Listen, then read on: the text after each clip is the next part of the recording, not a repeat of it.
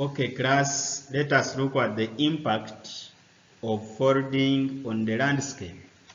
This means effects of folding on relief. After folding, different features or landforms are built on the landscape.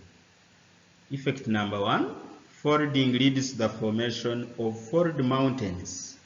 These are mountains formed as a result of folding, just like the way we have volcanic mountains formed as a result of volcanic eruptions.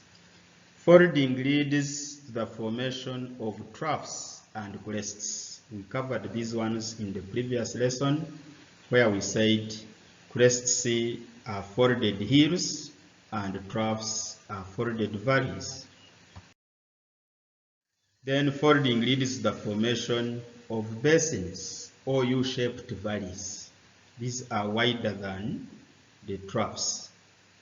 Folding deforms the landscape. It changes the original appearance of the landscape into another shape by building their crests and troughs, or by forming folded mountains.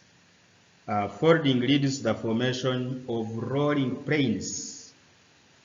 These are plains with gently sloping anticlines and very wide synclines.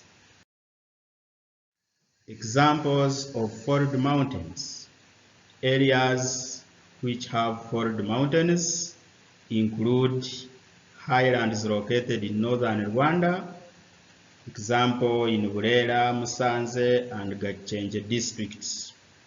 Kigezi Highlands in southwestern Uganda, Caledonian Folds in Scotland, Rockies and Andes in America, Alps in Europe.